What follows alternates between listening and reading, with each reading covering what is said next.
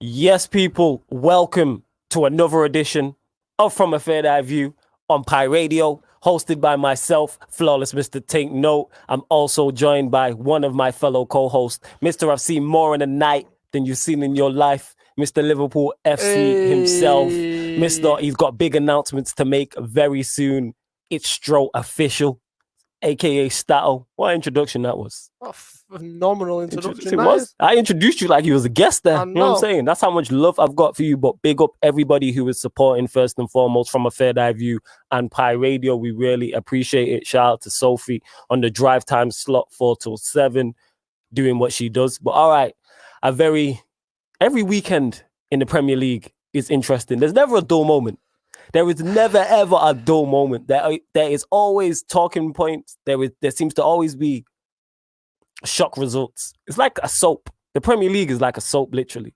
There's always some drama that shouldn't be there. Especially for the past couple of seasons. Yes. And I wonder why. VAR has properly made it even more of a talking point. That's like introducing like in soaps where they just introduce a character who's nuts. Yeah. That's what it's kind of like. That's what VAR has done. When you just get that crazy character who's just out here sleeping with everybody's wives. You learn something new every day. Because now I'm learning like you're a big soap head, which is a surprise to me. So nah, you know what it is? I'm not a big soap head. I used to be. Right. Like in my younger years, I watched. So it's a great analogy. You know why I try and use analogies that everybody will know. So whether you used to be a soap head or you still watch them now, everybody knows EastEnders. So if I use EastEnders here's the real question: are you covering your EastEnders? Ooh, that's a great question, you know. I crossed between the both, obviously, for obvious reasons. I was Coronation Street at first. Mm-hmm. But then, like, EastEnders just, like, took over. And, like, they had more intriguing characters. You know, your Phil Mitchells, your Max Brannings. Like, you can't... man's just literally dropping names You can't beat those two characters. Like, the Mitchells, like, that's an infamous soap family. Like, they are the family. You feel me? But anyway, this is not a soap show, people. You are tuned into From a Third Eye View. And we're going to be discussing all the Premier League results. All right, Stro, what game do you want to start on? Has to be the early game on a Saturday. Right, let's go. Has to be. Let's go. I'll let you kick it off. So, first and foremost, Liverpool did not deserve to win that game. Okay. First and foremost. Yeah. Let's just get that clear. Mm-hmm. Not good enough from minute 1 to minute 90. Right. Here's the problem. So Nat Phillips comes in at centre back alongside Fabinho. Man of the match. Excellent performance again. Man of the match against West Ham. Mm-hmm. That's 2 man of the match performances back to back, which he has rightfully deserved. Yeah. And at a time when we're losing Van Dijk, we've lost Gomez. We needed someone to step up. Yeah. Tempo wasn't there. Pressing wasn't there. Mm-hmm. We were just flat from, I think, from time to when we actually got the first when we got our first opportunity. But if you rewind it, they should go 1-0 up. Connolly gets put through, which is this chance here. He's clearly onside, and he has to do better. Yes, his finishing boots weren't there, and I can see what he's tried to do. That's a poor miss, though. You're right. You're spot on. But go on. Our goal comes from a moment of individual brilliance. Yeah. Brilliance from Alisson with the distribution. But obviously, before we get onto that, we go on to the penalty incident. That one is definitely a penalty. Now, here's the problem, right? Nico Williams is a young player. Ooh, that's a poor miss. Yeah, it's awful. So that's an awful penalty. So Nico Williams is young. He's inexperienced. Any experienced defender, Trent Alexander-Arnold, James Milner in that situation, pause it a sec. In that situation, he's going nowhere. He's going to the byline. Yeah, he's not going towards the goal. You don't need to try and win the ball. Yeah. An experienced pro knows that. But because he's trying to make his mark on the game, he's thinking if I nip in it, it makes me look good. Do you know what I mean? And you can tell that his head's gone. He's just trying to nip the ball, and it's essentially cost us now. I don't know what kind of voodoo Liverpool have got when it comes to penalties, but we've faced 2 penalties this season, and both of them have not hit the target. So I don't know what's going on there, but yeah, it's an awful penalty miss. And for Brighton, you need to take that chance because you at that point penalties. They were on top. That could really put our backs against the wall. Now, if you rewind it slightly, I think this is the goal that I'm talking about. Brighton had chances in this game. Yeah, they had chances. So it starts off with Alisson. He distributes the ball brilliantly to Firmino. Firmino takes an unbelievable touch and just knocks it into an area where no Salah's going to be. Salah knocks the ball into the ground. It's a typical Salah goal. That it's a good finish. It is a good finish. It is a good finish. And it's a striker's finish. It's a poacher's finish. But it all starts with Alisson. Right, now, here's my issue. Pause it. Here we go. Let's get into this show. I know I know VAR is your best friend. So let's get into it. I want to commend Arteta'S. So for those that don't know, it's a Dutch league. And I'm going to tell you why I want to commend him. Okay. They've taken FIFA's guidelines. Yes. And they've gone, as a league, we're ruling too many goals off for offside. Especially when, if you look, the camera angle and the camera quality is poor. How can you judge a goal being offside by a fine margin when the quality of the picture is shocking? True. You can't. Also, more to the point, is I'm going to show you a picture because you can't obviously get it up big on there. But here's my issue. Hey, just before you even continue, salute to everybody, whether you're watching live now on the Pi Radio YouTube, please make sure you hit the like button, share it across all your socials, and subscribe to the Pi Radio YouTube. We will get to all the questions we can. Also, we are live on the Pi Radio Twitter via Periscope, so make sure you retweet it if you're watching. Retweet and like if you are watching on there. And if you are watching on Facebook, please make sure you share it. And if you're watching via DAB, like the Uber driver who got me here, listening, should I say, via DAB, salute to you also. Continue strong. So you tell me if this picture is of high quality enough. Definitely not of high quality, just looking at it. That looks like a screenshot. It looks like somebody's watching it on TV and it's gone in. That's the VAR. That's the VAR. Oh my, yeah, VAR. Look, that's actually the VAR. So you tell me straight away, one, how? And secondly, where they've actually ruled it from. Yeah. His foot is behind his hip. Right. Because as you can tell, his right foot's planted, his left foot's up. So it's running. Why are you going from his right foot when his left foot's in the air and his hip's there? And this is why I want to commend Arteta'S, right? So they've basically come and done a thing, which is they've realised as a league that the attacking team's been penalised far too much by minimal, and we're talking minimal centimetres, if that. Same with Salah's one. And they've basically made two lines bigger. So you've got the blue line and a red line. They've made the blue line thicker, right? So it's more in the attacking favour. And if the blue and red line meet, whatever the decision is, stands. Right. Don't overrule it. It stands.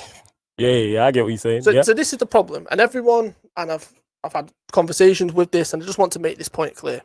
VAR isn't the issue.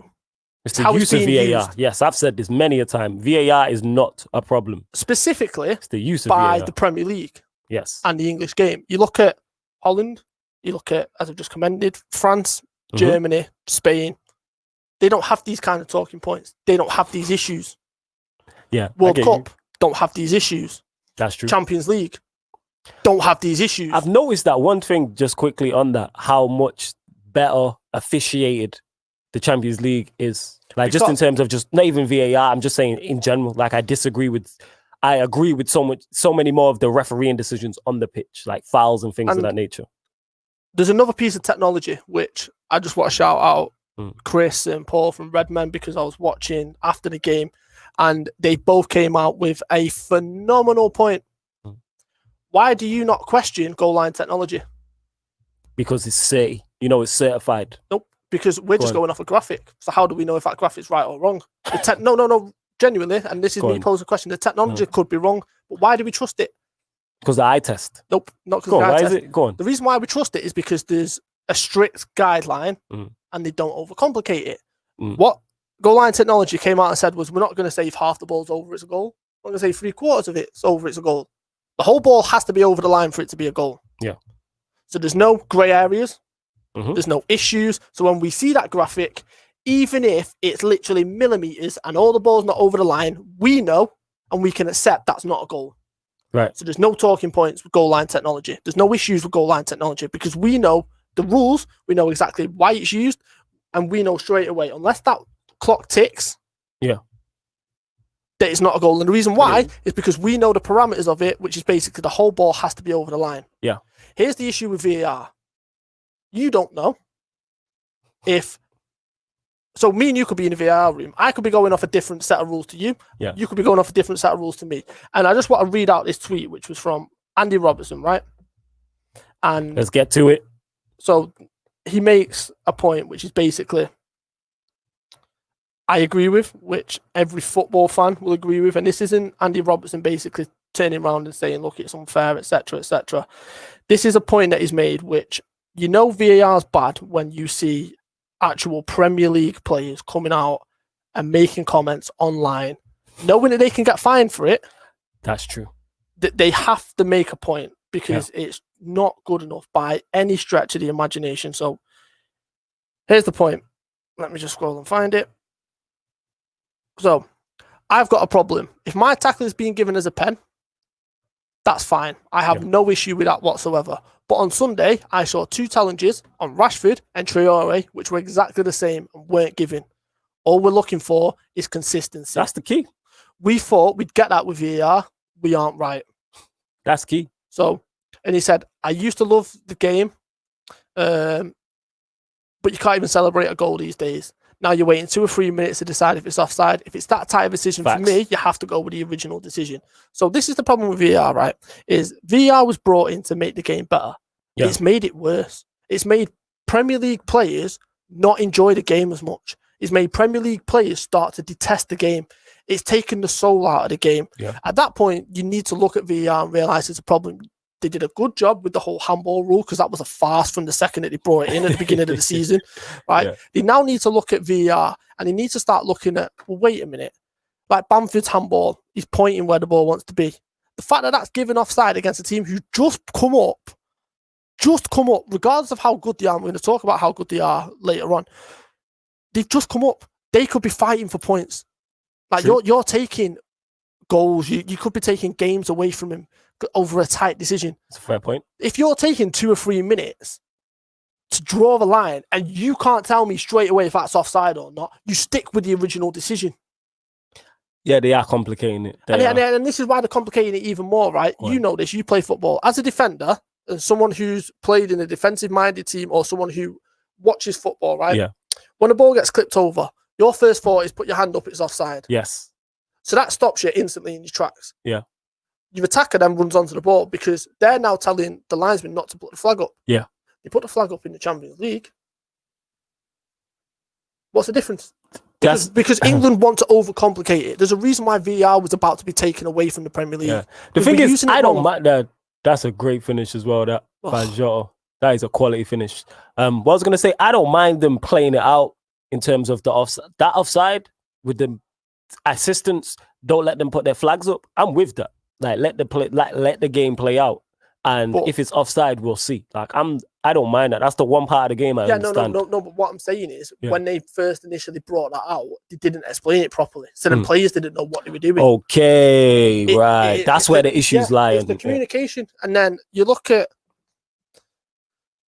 this. Right, so you look at so obviously we go 1-0 up. Yeah. Jota, phenomenal.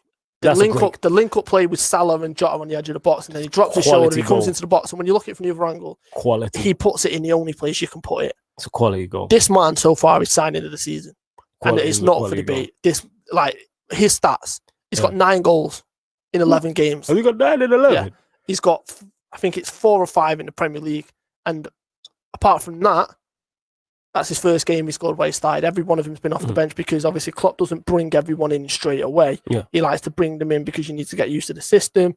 You need to get used to how we play. So he's got 5 goals already. It's fun. I mean, it's phenomenal. Then Mane comes on.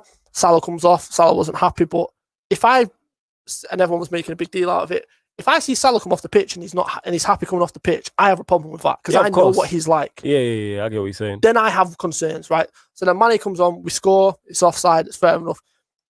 Then the penalty incident happens. And this is where Liverpool fans have an issue. When you see it slowed down, it's clearly a penalty. I seen it live and I'm going to let you watch it. Is this the Brighton one? This is the Brighton penalty, right at the end. Oh, the controversy. Yeah.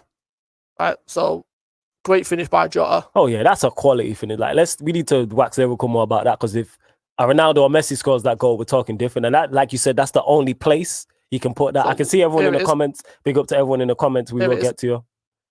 Yeah, I've seen it. Right, so straight away, watch. It might be soft. No. But watch Welbeck. Does he go down straight away? No, he doesn't go down straight away. So this is where Liverpool fans have a problem with it. I have no problem with it being given as a penalty. Let me just make that clear. When you see it like that, it's a stonewall penalty. At the time, and this is key, at the time, the referee doesn't give it because it doesn't look like a penalty until Welbeck throws himself on the floor. Right. If Welbeck doesn't throw himself on the floor, that doesn't get given. Yeah, that's a fact. Yeah, that's a fact. So that's my problem. Is VAR, if you're going to give it, you give it instantly. You're in his ear straight away. You don't have to send him to the monitor. Why are you sending him to the monitor? I seen it. The second I seen it was a penalty. You say, penalty. Don't go to the monitor. It's a penalty. Yeah. Why are you then sending the referee, wasting time, going over to the thingy? It makes no sense. What is the ruling on that, though? Because I've seen certain decisions. So a referee's made a decision. Their assistant's been in his ear and said, it's a penalty or it's not a penalty. Then I've seen other times the referee's made a decision. The assistant's in his ear and told him go over to the monitor and watch the monitor. What is the actual ruling on that? So basically, there needs to be a basic ruling. So this is what I'm trying to say. Yeah, go on. And this is the issue: is with VAR to overrule decision is a clear and obvious error. Yeah. Clear and obvious.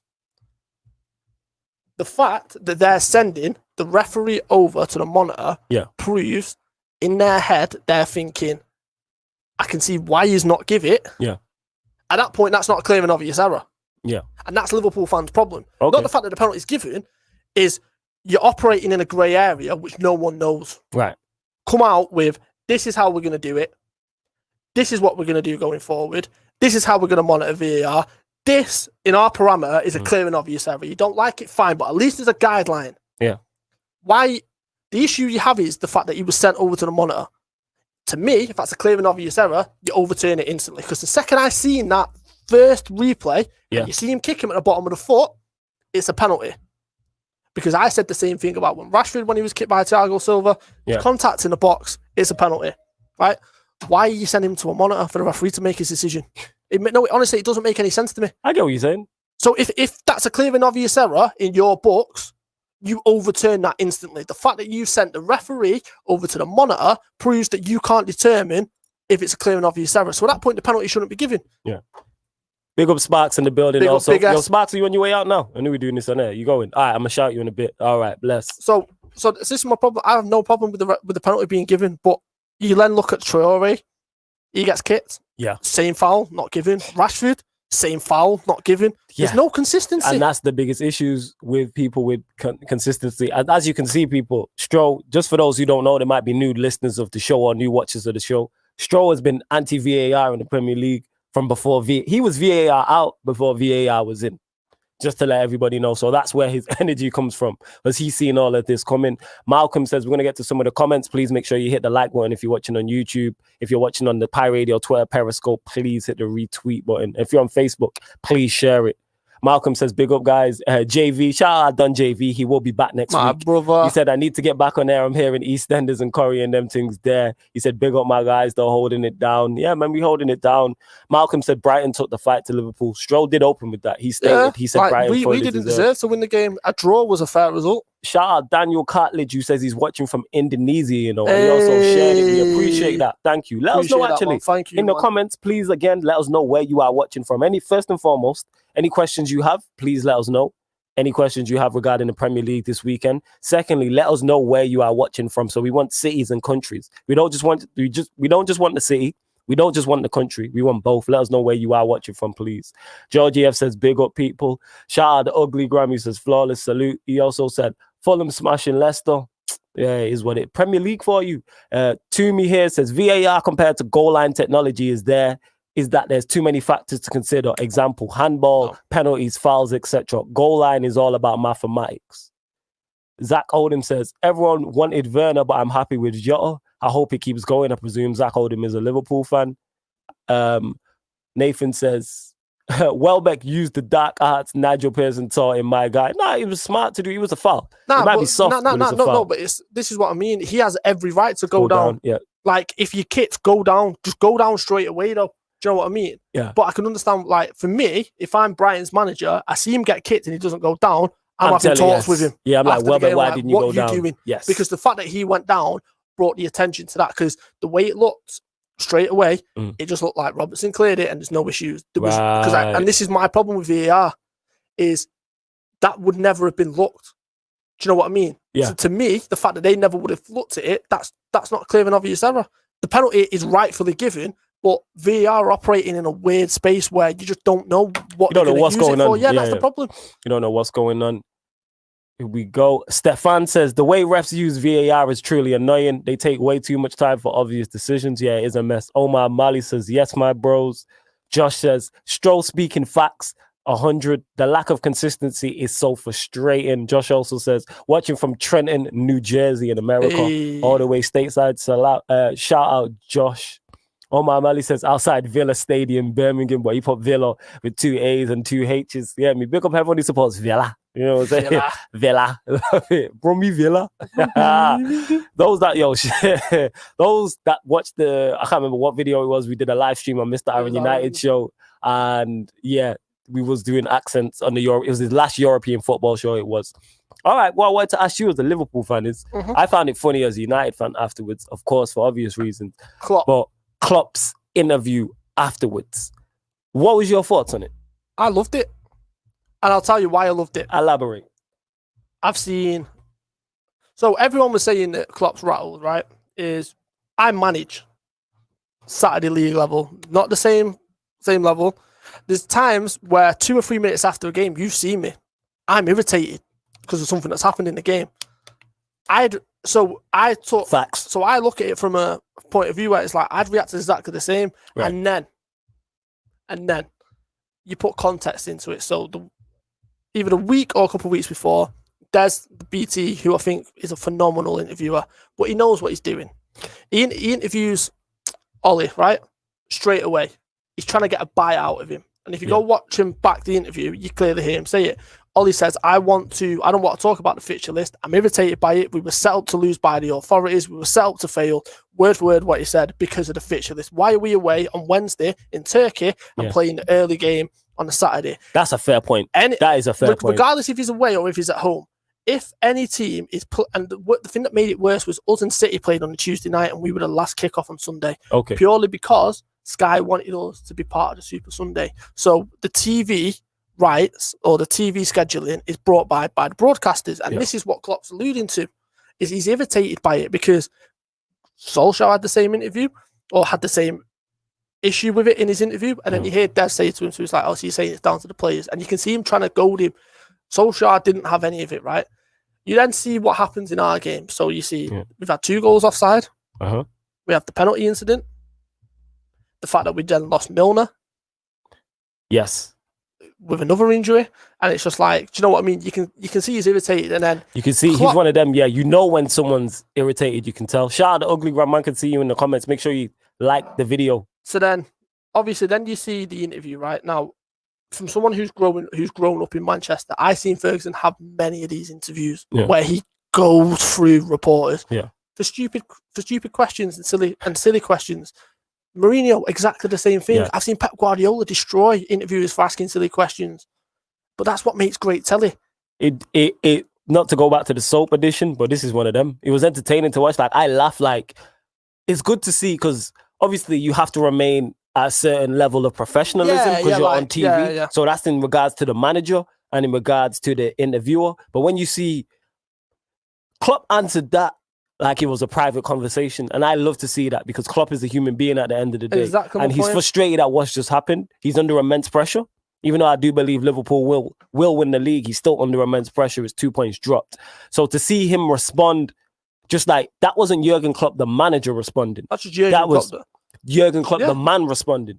And I love to see that. It was funny to watch. Don't get me mistaken. It was funny to watch. But this is like when he said, do you think it's I think he said something along the lines of, well, do you think it's a penalty, to the interviewer? And the interviewer said, yeah. And he was like, well, there's no point talking then. Exactly. But this is what I'm trying to say is United fans need to just jump off this whole Jurgen Klopp's a sore loser. He said the same. He had the same questions in the interview the week before when we beat Leicester 3-0. He was moaning about the scheduling then.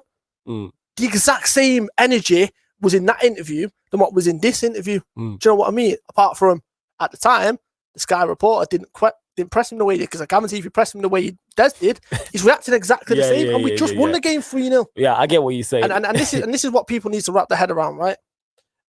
Is managers are selfish. Managers are selfish because they've got Facts. one interest, their club. Yeah. And they want what's best for their club. Facts. Fans need to realise this. And you need to stop making a big deal out of it. So, for example, I seen Fergie time after time moan about the exact same scheduling issues, moan about TV broadcasting. Why? Because it was affecting his players.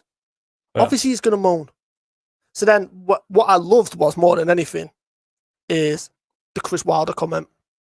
Oh, yeah. Well, yeah, go on. I'll let you tell the comment. So, when I heard it, I did laugh. I laughed. So, because obviously Chris Wilder said, look, managers are selfish. Even he said managers are selfish. He said him and Pep are dictating, and he's like talking about the fixture list, and he was just like, he's an unbelievable politician.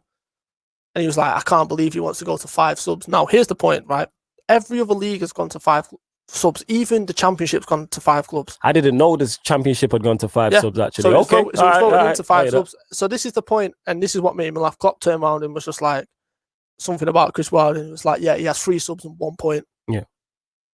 There's no discussion. I love that. I love you know that. what? I'm all for everyone taking shots. That's what I like so much about Mourinho. That's why Mourinho still is one of my favorite managers, Fergie, for obvious reasons. But I like... How many times did you see Fergie go at a manager making a similar comment, and it would shut them down instantly? Yeah. I loved it. Yeah. Like, even when Wenger first came over, and he was like, he's just came from Japan, so I think he needs to shut up. Yeah, exactly. This is what I'm trying to say. Yes, big up Yan City. She says, big up my guys. Salute to you, Yan City. That's my people. She out here working hard on multiple live streams. So make sure she's a City fan. Make sure you check out Gyardam City every Saturday on Sarcasm City TV. Also, Ugly Graham says, Straw, you from Manny? Yes, Ugly Graham Straw is from Manny. He's one of the people, he's one of the circles. So you see us all, when you see me and JV and Tox and Aaron and Saeed and Norridin and a Millionaire Miles, the whole gang, Yan City included in that. That's the circle. That is the circle. But yeah, it was great to see. Next result, where do you want to go to? Next result. So let me where just do you want to go to? Do you want to gloss over that dull 0-0 draw that I fell asleep watching? No, we'll touch on that later. Okay, all right. I want to touch on Leeds.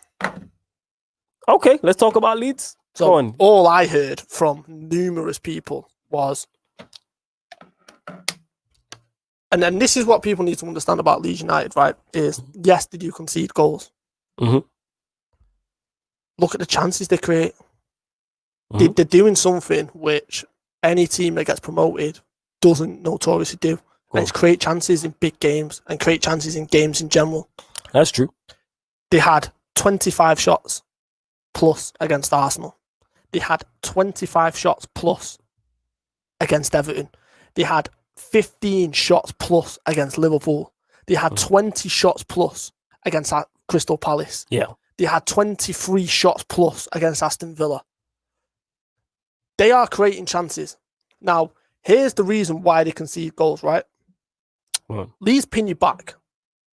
You see it all the time. You hear commentators say it all the time, is when you're on top, you have to score. Yes, the taking of chances influences matches. And that's the problem Leeds have. They don't convert the chances. I've said this about them. The fact that they don't convert the chances and then they concede a lot of chances is down to is a downfall. It's when they concede is something which no one's talking about. Go on. They're not conceding in the first 5 minutes. They're not conceding in the first 10 minutes. They're conceding after they've had a spell of pressure where they've not managed to put the chances away. And when they do put the chances away, they win that game. And they go on and win that game. Everton game is the prime example. They battered Everton. Like, let's not get it mistaken. And I just want to highlight one player who I've waxed lyrical about for the past 18 months. This man, he's in a midfield with Allen. Yeah. With Decore. With James Rodriguez. He's in and then when Andre Gomez came on, he's in. So there's 4 players there straight away. 1, Premier League proven. 2 of them, and renowned as world class in Allen and James Rodriguez.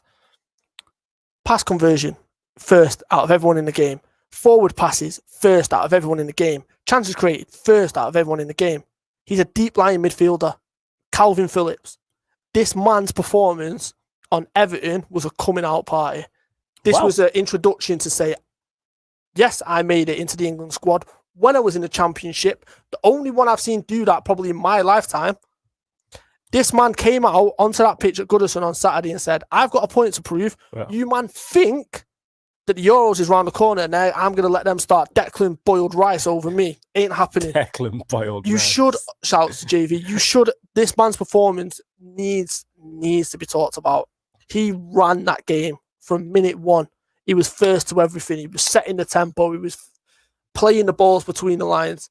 And Leeds were excellent, but Leeds have had this problem since last year. They cannot convert their chances. I'm looking at the chance here. Evan should have bagged that one, but yeah, that's been a problem of Leeds for a long time. Calvin Phillips is the Yorkshire Pirlo. Yeah, that's what they call him. That's what they call him. Is that what they actually call him? Yeah, you lot. I like that. Still. So look, I like that. So have a look at this chance for Leeds, right? Is this the Bamford one? Yeah, the Bamford one. Yeah, he's got to score that. He's got to score. You have to score that. It's on his favoured foot as well. 8 yards out. You're exactly. I mean, look. Yeah. You're like 8 yards out. Yes, you have to bury that. I think, yeah. There was, and then, for example, Jack Harrison then gets a chance, which I think is the one that's coming up now. You have to score that. Like, you really do. All right, but Leeds really did stick it on Everton. So, look, here's the chance. It's a great header from Rafinha, good save. And then it lands to Jack Harrison. Look, comes out, Jack Harrison here, slots it, Godfrey's on the line and clears it. Yeah. They're all over him. They hit the post ridiculous amounts of times in games. I've never seen a team hit the post more in my life. So what you're saying is if Leeds had a top quality striker, different level. If they had a striker who could just stick the ball away. If they had a Jamie Vardy in their team, they're where Leicester are. Right. That's a big statement. I get what but they create enough chances. They seem to be like Manchester City in terms of creating chances, but not being able to take them. I'm not saying Leeds are as good as Manchester City. That's not what I'm saying. No, but if you look at what they've done when they've come up, and this is what I've been trying to explain, and I understand that the argument gets thrown back, but they concede goals. But just strip it back for a second, right? Against Liverpool, they gave us our toughest game of the year. The Aston Villa result didn't surprise me. Why? Because I've seen what Leeds did. Yeah. Leeds are a better team than Aston Villa. True. Look at them. That's a great strike as well, by the way. That is a phenomenal strike from Rafinha. And I'm going to come on to him in a second. That is a great strike, but yeah, go on. Look at what Leeds did to Manchester City when they were at home. True. They played them off the park. They made it a much more even game than we expected it to be. No, but at times they played City off the park. At times they did, yeah. They out-City'd City. They've just come up from the Championship. Yeah. They out-City'd so there's the top two in the Premier League last season that you've give them a ridiculous run for their money, right? Yeah. Aston Villa, who at the time were flying. True. Destroyed them at home. What was the score of that game again? 3-0. I forgot. Bamford got a hat-trick. And it was that was that. I remember that one. Yes, right? yes. Arsenal. Yeah. They take the chance, they win that 3 or 4-0. How many chances did they create? It just seemed like Arsenal were just on a back foot constantly. Yeah. And then this game, it was the same. They're just look at the amount of chances they created. They created 3 or 4 clear-cut chances where you go, you have to score that. And this is the point. If they have, and listen, I love Patrick Bamford. Bamford reminds me of Roberto Firmino, right? Right, go on. He is instrumental to that system. He's instrumental to the way Leeds play. Yeah. Offensively and defensively. He's just not clinical enough. Don't get me wrong. He's been phenomenal so far in the league this season, but he's still missing big chances in games. If you put a Robin van Persie in the end of some of them, that's 3-0, that game's done. Oh, yeah, if you put a Robin van Persie in that Leeds team. And then you defend it and you can keep the clean sheet. Yeah. This is Leeds' problem. Because they're having so many chances and they're not converting them, when the game starts to slip away from them, they're still going forward, you know what I mean? And that's when they're getting caught out. Look at the Crystal Palace game. It's the prime example. They were all over Crystal Palace. Yeah, I get what you're saying. They then get hit and they then get caught. That's what Leeds' problem is. And Rafinha. No spamming people. Relax. Go on, continue. Rafinha is an unbelievable signing for them. He's quick. He's powerful. He's pacey. And he's exactly what Bielsa looks for. He's a Brazilian, but he works his socks off. Oh, my Lord. They have got an unbelievable signing there. And it's the same with Ancelotti. Bielsa can just literally whip out his black book and go, I want him, and him. All right, here's a question for you from the Ugly Gram. He says, do you guys think if Bielsa was manager of City or a big team, he will be doing bits like he is now? Yeah. Yes. 1000%. I think he would. If you look at what he's doing with this lead side, yes, there is talent in there. But if that lead side if that Leeds side wasn't playing that type of football, put it this way, if a championship side come up and finish 17th and don't play the best football, that's a successful season. We praise whoever that manager is. If you come up and stay up your first season, so it looks like, one, unfortunately, Leeds are going to stay up because I do want Leeds to get relegated, but my Manchester United bias aside, they're going to stay up playing good football and being effective, and you never know with the way the league's going where they could finish. And this is the point, right? It's like you said, with everything that's going on results wise, you don't know what's going to happen. But name me any manager right now who, if there's a issue with the fixtures and there's an issue with the schedule and Leeds United at a game and the Premier League turn around to every team in the league and say, who wants to play Leeds United? Not one of them. And I'm including Liverpool, City, United, Chelsea. Not one of them wants to go. I'll do it because they know what kind of game they're in for. Yeah. And you don't get that from teams that come here says Pep loves Bielsa. Yeah, that's a fact. No, because this is what I mean. Bielsa, Pochettino, and a few other managers came from the school of Bielsa. Pep Ball, for those that don't know, was birthed from Bielsa. He just tweaks it a bit. He just did a little remix. That's all he did. But it's Bielsa, like Pep idolized Bielsa. Pochettino idolized Bielsa. Like, you look at Maradona, and obviously rest in peace. But Bielsa's just as big in Argentina as what Maradona is. You'll go down Argentina, you'll go down the streets and you'll see murals of Bielsa everywhere because he's loved there. He's God. Nah, he is. All right, so moving on.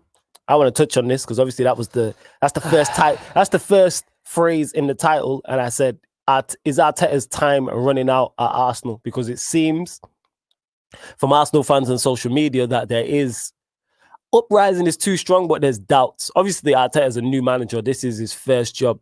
Very defensive football. We know this. Like, he's got the most expensive attacking left wing back in the history of football.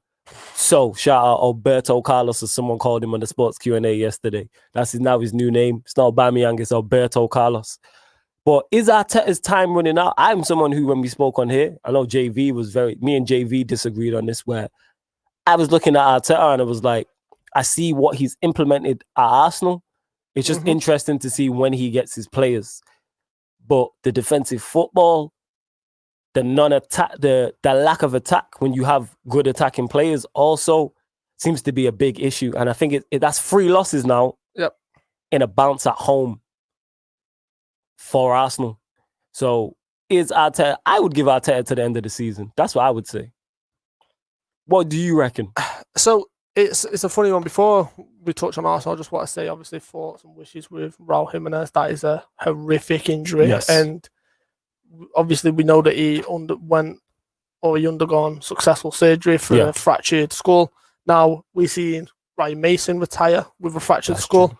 We did see Petr Cech return, but he was never really the same. He had to wear the head guard. I just pray that this man is able to play football again. Yes. Because he is an unbelievable football player. So, obviously, thoughts and well wishes with him. But there's a recurring theme with Arsenal and the losses specifically that they've lost. Yeah. Aston Villa, Wolves, and who was the other team that they've lost to? Aston Villa, Wolves. Who was that? That's a great point. I can't even remember. Who was it? Was it Leicester? Leicester. What do they have in common? Well, Aston Villa, Wolves, and Leicester. Specifically, style of play. All pace on the break. Nope. Go on. Not pace on the... In their attack? No, so you just said pace on the break. Yeah. Meaning of a counter-attacking team. Yeah. So you reckon that's what it is? Because Arsenal, similar to United, struggle when they have to be the dominant team and be on the ball. What's the way, we joked about it, what's the way they're now set up? Defensively. Which means they want to be the team on the counter-attack. But you can't do that at home. Yes, I get what you're saying. You're making a valid point. So here's the issue Arsenal have got. Aston Villa, sat back. Hit them on the break. Yeah. Leicester, sat back. Hit them on the break. And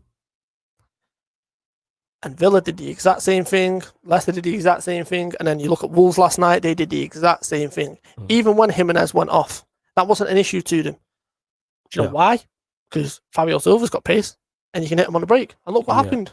They got hit on the break. They got hit on the break constantly. And this is the issue that they're having because they're not, you can clearly see there's an issue with the coaching because they're not being coached of having long spouts of possession on the ball.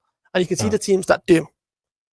You can see Liverpool have been coached on it because you know teams are going to sit back to them. That's why you see us so patient, moving the ball from left to right, because you have to do that and you have to move it quickly. Why? Because teams are going to sit back. So what you need to do is offset them. You need to move them out of the position. You need to drag them out a bit. So you need to move it left to right constantly, because we both know from playing football, not at that level, but we both know when you're playing without the ball, it's more tiring.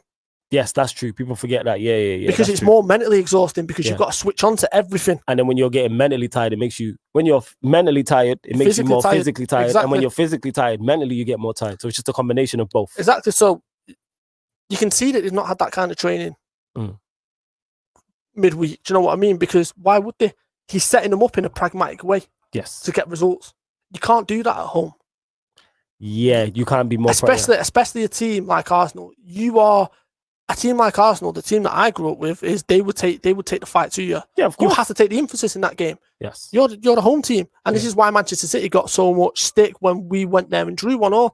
The game was there to be won for Manchester City. Facts. They didn't take it. And I'm going to come on to the Chelsea stuff in a minute. The same thing with Chelsea. You have to go and try to win the game. Yeah. But Arsenal are struggling against counter-attacking teams. They are. Significantly. Because Ugly Graham here says, I remember Arteta'S first game. He reminded me of Pep. Now he reminds me of the Salsa Pulis. I love that. Salsa Pulis. Hey, nicknames on social media are the greatest, you know. Yeah, just park the bus against Arsenal and you will win, he also says. And that seems to be the way. There seems to be the way forward of sitting against Arsenal, let them have the ball, and then when they come forward, catch them on the break. Yeah, and Jan City made this. They have lost 5 games already, not great. And that is, they've only played 10 matches. They played 10 matches, lost 5. I think they've only scored 10 goals, and they're 14th in the table.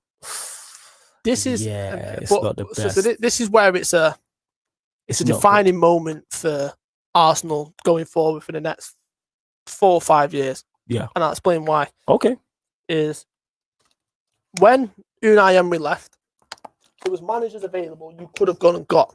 You could have gone and got Mourinho. You could have tried to get Pochettino. You could have tried to lure a Bielsa away. You could have tried to have got an Ancelotti away. You can try and get an Allegri. You can try and get that kind of manager, right? Yeah. Arsenal came out and said, no, Mikel Arteta is our man. Yeah. This is now the issue you have. Beginning of the season, they changed his title from coach to manager. Right. Meaning that they're backing him and they're going to go forward with him, right? So Arsenal now in a weird space where, what did he do? They're in a bad run of form. The results are poor. The bottom half of the table, 14th, 15th. 14th, yeah. As a club, and what Arsenal are looking to achieve with the stadium they've got, which costs them a lot of money. Yes. The fact that they've got the highest season ticket in the Premier League and there's no fans there. There's no fans there, so you're losing revenue that way. Yeah. You're losing TV rights because the performances on the pitch don't match up. Yeah. You're losing sponsorships because, like I said, the performances on the pitch don't add up. Now it starts to really impact the business of Arsenal. Now it's a question of what do you do as a club? And what do you do as a business? Yeah. Because let's not forget, football's a business-run game. Facts. You are just on your results. Forget the sentimentals. United fans, forget the sentimentals. This is a business results game, right? So now it's what did they do? Because Arsenal, I've never seen Arsenal in my lifetime swap and change managers like you see at Chelsea, for example. Yeah. And here's the other issue to play devil's advocate. For that second goal. Here's the issue I have, or not the issue. Here's the issue Arsenal might experience. Yeah, is you can clearly see that they're in a rebuilding process, right? Yeah, and you can clearly see that Arteta is trying to take him in a direction. Chip that over him. Yeah, that's a clever piece of skill. Oh, it's unbelievable. That's a very clever piece of skill. Sorry, I didn't realize that until I watched the slow. I'm going to come on to replay, but yeah, go on. So here's the issue Arsenal have is you can clearly see them in a rebuilding process, right? That takes time. Look at Klopp, 2 years. Do you know what I mean? Yeah. If you get rid of Arteta now, you're going to bring a new manager in who might not like the players Arteta is working with, and then that's another rebuilding process. And then what happens when they get into the same run of results? Then you just replace him, and then you're just constantly in a cycle where you're rebuilding, swapping managers. So this is why it's a defining moment for Arsenal: is do you stick to your guns and persevere with it for another year? Yeah. Or do you change the manager and you go and get an experience? And at this point, you have to go and get an experienced manager. You have to go and get... I've been there, done that manager. Yeah, so you have to go knows what to do. Okay, so my question is to you, if you was an Arsenal fan, are you wanting Arteta out or are you sticking with him to the end of the season? Me personally, I'm sticking with him to the end of the season. What about you? Me personally, I'm ruthless. I would go and I would put a lot of money on the table for an Ancelotti. I would go and put a lot of money on the table for a Bielsa. I would go and put a lot of money on the table for an Allegri. Bielsa is definitely a great option to have. I would go and put a lot of money on the table for a manager of that ilk who's got experience, who's got a black book, who we can depend on, because January is just round the corner. Yeah. And he will get the best out of players, because I'm sorry, Arsenal fans. Go on. I'm sorry. You have one of the most prolific strikers in the Premier League, and you are playing him next to Kieran Tierney at left centre-back. That's not as a left wing back. Yeah, man, that's his new position. Give him the time and the opportunity to impact games. He's not going to impact games going back with a defender and a midfielder. True. You have to look at your manager. Your manager's the one that's selecting that. It's not good enough. Lacazette, he was one of the most prolific strikers in Europe before he went and got Arsenaled. Shout out JV, he did get Arsenaled. So he got Arsenaled. He did. There's issues. You've got one of the most creative midfielders in Premier League. Yeah. Arguably in the history for the last 10 years. And he's just sat there rotting, not doing anything. Get him on the pitch, for crying out loud. Put Aubameyang. Let's get into this, because I don't think we've touched on this from a third eye view, actually. Let's talk about the Ozil, and you lot in the comments, let us know about the Ozil situation. So Arteta'S left him out. He said for footballing reasons. We know Emery left him out also. We know Ozil's deficiencies. I'm looking at it like he's good enough to get in the squad. Even if he's not starting every game in the first 11, I understand certain games are for Ozil. He's a luxury player. You have to build your formation and your team around him if you're going to play in the 11. Yes. It's no. To me, they have the place to do it. The formation they're playing now, with the 3-5-2. If you tweak it slightly, you can put Ozil in a position which suits him. And let me explain. You go to 3 at the back, right? Okay. You play Saka or Tierney as one of the wing backs.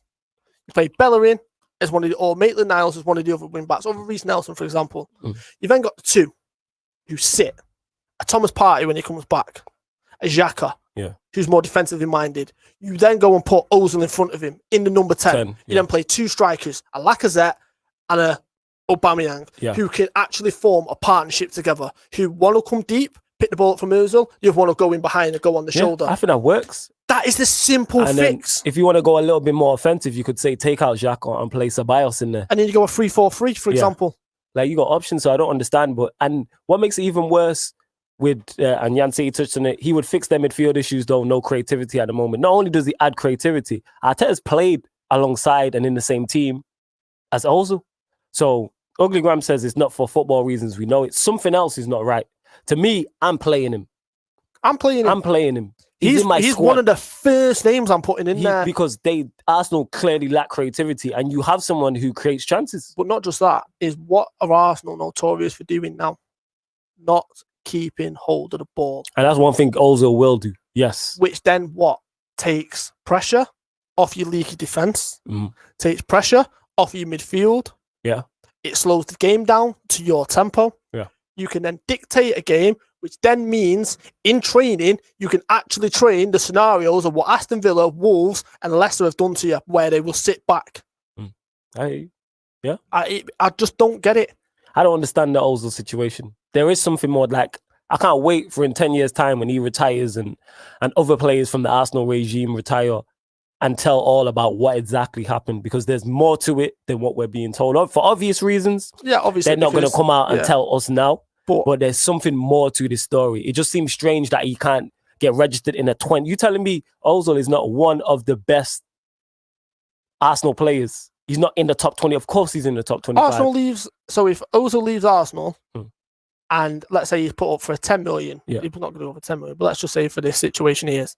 Are you honestly telling me that every other Premier League team wouldn't have a look at it? Definitely have a look at it, even though I'm not a big Ozil fan, but yes, if you are looking for a 10 and a creative player and he's available cheap, you look into it, definitely. I'm not saying at the top level, no, but everyone below that, yeah. Everybody below that I'm looking at, like, obviously it's systems and things of that nature, but you telling me he couldn't go to a Wolves, a Leicester, a Leeds, and not necessarily be first 11, but be in the squad and be involved. Yeah, this is what imagine I mean. him in the Leeds team. Yeah, but this is the thing that drives me insane is about certain managers and their egos. Is at times you need to put your ego aside. Yeah, because Jan City said it. She said Arteta is too stubborn, I think. Because Nathan said, not going to lie, I will see him begging for Ozil. I will see him begging Ozil to help him in January because that's when you can re-register your squad because he's laughing at Arsenal right now. Because you look at the games, for example, right? Liverpool away. Yeah. You bring Ozil on in that game. He changes that game. That was the League Cup, yeah? No, not League Cup. The League. Oh, League game. What? When was that? Last season? Yeah, no, this season. We won 3-1. Jota scored, but Lacazette had a chance at 2-1 to make it 2-1. Yeah, I know what you're talking about, yes. For some reason, I was thinking of the League Cup game. Ozil comes on in that game. He makes a difference, and he changes that game. Ozil against Leeds makes a difference, changes that game. You can then bring Pepe off. You can then go to that formation that I just mentioned. You can then go to the two up top. I think 3-5-2, 3-4-3, 3 at the back, what I'm saying is suits Arsenal with the players they have down to a team. And I mean, you can do that at home if you do it in a more offensive manner. But this is probably doing it too defensively. And then you look at the other games. Manchester United struggle to score. Put Ozil on for the last 15 minutes. You're going to tell me he's not going to create a chance for Aubameyang? Yeah, especially when United are pushing on in that game and trying to score as well. Exactly. Yes. So that's why I keep reiterating he's good enough to be in the squad. I'm not saying you build the team around him. I'm not saying he starts week in, week out, but he's good enough to be in the squad, what I'm saying. If he is in that squad and he gets brought on, they are not in 14th. Let me make that clear. Yeah, I think he makes a difference. Yeah, I don't think he's in 14th because I think Arsenal have enough of the ball, even though they've missed, like Saka's missed a couple of chances. They create enough chances, well, not create enough chances anyway, but they have enough of the ball to create chances. So if Ozil's in there, you're going to create more. Because Arsenal have with Aubameyang and your Sakas, Arsenal have Pepe. Yes, we trolled him and banter, but Arsenal have goals going forward. Ugly Graham said Ozil is a top 10 Arsenal player of all time. Do you guys disagree? Yeah, I disagree. I think you just trolling there. He said, flawless and Stroll, what happened to Bella in 2015, 2016? If I remember correctly, he had a bad injury. And he doesn't seem to have been the same since. Yeah, he did have a bad injury. He had a bad injury and he's not been the same, yeah. Mustavir says, you talked about the United game, just tuned in. No, we're going to talk about that at the end. Obviously, we still got an hour left. Time flies. Jan City says, yeah, he has to back down to save his job and the team. I just can't see him doing it, though. This is a fact. I can't see him doing it. Nathan says, it's not even for footballing reasons. It's due to the China money and speaking out about the treatment of Muslims. And he publicly exposed the club and they don't like it. Yeah, that's the thing is, I think it could be that, but there's more to it is what I'm saying. But we'll find out once he leaves Arsenal, I think we'll find out. Or if a player who knows a lot about it leaves Arsenal, we're going to get a tell-all interview. That's what I'm saying, a tell-all interview. Well, why are you rubbing your hands together there? Because there's a phenomenal story. All right, let's go. In football at the minute. And it's about a Merseyside club, non-league, called Marine Football Club. Now, they played on BT Sport against Havant and Waterlooville on Saturday or Sunday, won 1-0. I think it's the first time in their history. They've now got through to the third round. Salute to them. And this is where the big boys then come to the table. And the draw's just been made. And going to Marine Football Club is none other than Jose Mourinho and Spurs. Yeah. Oh, you know what? I'm genuinely made up there for Marine Football Club. And I did see that post and it said after they won, the goalkeeper went to the local co-op and brought back alcohol for everyone. I love that. And they came back, but he's still in his kit. Yeah, I love that. This is what I mean. So I love that. That's great for them, man. So this needs to be talked about more because I've literally just seen it and you've got the players like, wow, we've got Mourinho. He's an idol, like one of my favourite managers of all time. Imagine being in that dressing room. Yes. Imagine seeing that draw and seeing jovial. You've just drawn Spurs at home. Harry Kane. Son. Bale. Win. It's like that's a phenomenal, and that is honestly, it's dreams come true, and it's the magic of the FA Cup. Stuff like that makes me love the FA Cup again because the FA Cup's lost its power than what it used to. Because you're made. Not only are you made up for the team, the manager, and the fans, also financially that will help that club so much. Because that game's going to get picked up, and it should. Oh yeah, it will definitely get put. BBC, they'll pick that up. Hopefully, the BBC pick that up. But there should be as many eyes on that game as possible. And let's hope for a giant killing as well. Yeah, I mean, like Tottenham have just tweeted saying the magic of the cup. And I mean, it's the magic of the cup. And I'm someone who's not really a fan of the FA Cup, but when I see things like that, That's why I like the third round draws. I love that. And listen, so I know, because obviously, as you know, I'm friends with a lot of the YouTube footballers and I watch a lot of it. I watched #, journey. So obviously, salute to Spencer for absolutely unbelievable job. So he's gone from a YouTube football team to non-league. He got promoted, won the league. Last season, he was going to win the league again, and obviously it was cut short, which is a shocking decision because they were over 70% and they were going to win that league. They should have just been given it and then should have been promoted. But this season, obviously, they go in. Obviously, they had the break, but they had the preliminary round. I think they had another preliminary round. Then had a first qualifying round, second qualifying round, third qualifying round, and then there's more qualifying rounds. And then obviously you get to stage 1, 2, and 3. And # played a team who was Conference League South, and they're a non-league team in Essex, and they just got beat on penalties. Like, so you see stuff like that, like it just makes you fall in love with the FA Cup. Especially for me, I'm a non-league manager. I love to see stuff like that. So basically, Stro, what you're telling us soon come FA Cup third round, Stro's team. That's what we're aiming for. JV says Arteta in with a lot of ends. Oh yeah, definitely. Yeah, Arteta in at this minute in time. Oh, it's great to see Arsenal be bantered. It's great to see him. Is the FA Cup draw currently going on right now? Yeah, so okay. I'll be just keep us posted. Yeah, right, we're going to go into this next game. Manchester City finally beat a team like how they should be beating teams with all the quality they have. Manchester City 5, Burnley 0. I think, is this the third? This is the third game in a row this has happened. The fourth game where City have beat Burnley 5-0 at home. Fourth game in a row, you know. That's like Burnley players and the manager and fans must despise this game. Like, here we go again. Villa away. That's what Ryan just said. We got Villa away. Liverpool got Villa away. It will be United Watford on the TV. Hopefully, BT pick it up. United got Watford at home. Yep. Okay. And with that, thank you lot for keeping us updated. But yes, back onto Manchester City 5, Burnley 0. Mahrez hat-trick, typical quality Mahrez. Typical City, this is a performance like, look, even this first goal here sums up Manchester City. Quick, fluid movement. Like, oh yeah, Dirty Gecko says, up lad, salute to you. And City got Birmingham at home as well. Yep. So yeah, look at, like, that's just typical City move, that first goal. Typical City. I still think they're the only people who could challenge Liverpool to the league title at this point. That's a quality goal from Mahrez as well. Because they have De Bruyne, Mahrez, Sterling. When you have Aguero, like players of that caliber, you always have a chance of winning games. They should be challenging. Yeah, I think they will. They're the only team I can see stopping Liverpool. That's it. And I think Aguero being fit is key. Obviously, they got Laporte. It looks like Ruben Diaz also looks like he's going to be a quality player. De Bruyne with a cheeky one trying to lob the goalkeeper. But yeah, typical Manchester City, yeah. Typical. But this is the Manchester City I expected. From the start of the season, yes. Like a team come out with a chip on your shoulder and a point to prove in. I've just not seen it from this season and even, like, I'm not being funny. That's a quality finish from Mendy. I'm not going to turn around and say from this game. It's happened 4 times previously. Yeah. I expected this. Like, one of my friends put a bet on. Yeah. And it was Manchester City to win by 4 or more goals and 3 of them outside of the box. That's what you expect from Burnley going to the Etihad. Yeah. You expect Manchester City to put them to the sword. Treat Burnley like they're Burnley. Yeah, exactly. That's what it is. But this is what Manchester City should be doing, and they haven't been doing. And that's the issue with Manchester City this season. They're too inconsistent. Yeah. Don't get me wrong, every team's too inconsistent, but like that's a theme. Yeah. It's a common theme. It's like, look at the mess that we're in. No central defenders. Oh, a lot of injuries. And we've only lost 1 game. And we're still joint top of the league. Yeah, that's wild. That is wild. Ryan also says they had Foden, Bernardo, Sterling all on the bench. That is crazy depth. That is crazy depth. That's crazy depth. You reckon, you know what, with City, I think this result could be a catalyst in the start of these lot going on a run.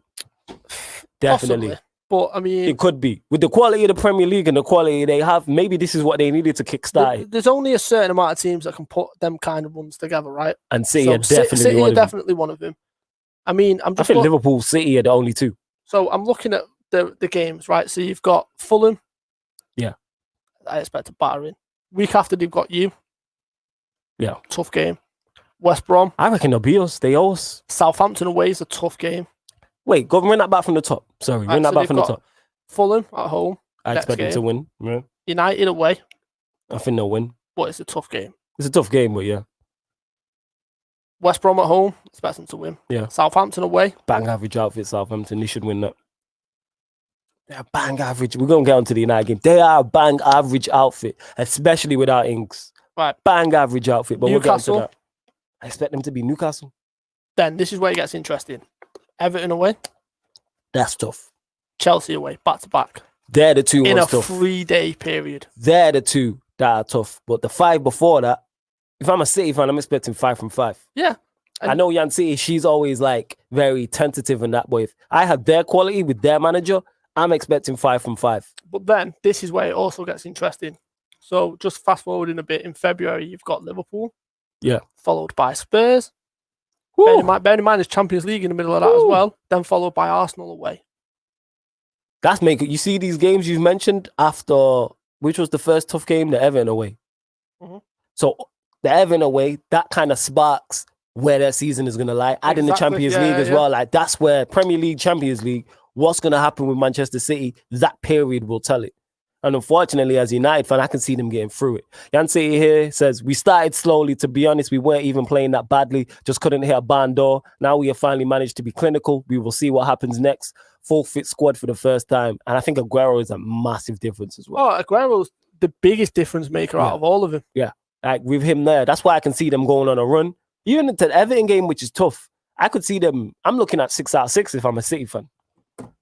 I want 6 out of 6. Yeah, no, you want, but Goodison Park is notoriously difficult for them. It's difficult, but if you look at United going there and what we did, if you look at Leeds going there and doing what they did, we have to go there and follow suit and win. That's how I'm looking at it. Like I look at things like that. But if a team's less, yes, obviously Everton's a tough place to go. I'm not saying it's easy. That, but I look at it from a different point of view. I look at it from there's just some grounds. Look at Liverpool, prime example. We can't play at Old Trafford to save our lives. For whatever reason, we can't. There's just something about that ground. What you win this year, this season. But you see what I mean, right? So there's that, yeah. And then when is the last time you lot won? Side note at OT. It's a long time ago, though, wasn't it? About 3-4 years. Was it too far? I can't remember. But United don't really do all that well at Anfield at times. More time it's a draw, obviously. The last time we won, I think it was Van Gaal. Yeah, exactly. But this is the point that I'm making is there's just some grounds you don't like going to, and Everton is one of them grounds for City. They've struggled there for years. Yeah, Jan City said it's a bogey side for us, yeah. It's like us, Crystal Palace was a bogey side for years. Mr. Veer says 13-14. I'm guessing he's talking, 2014 Suarez he's talking about. That's what all the comments are saying anyway.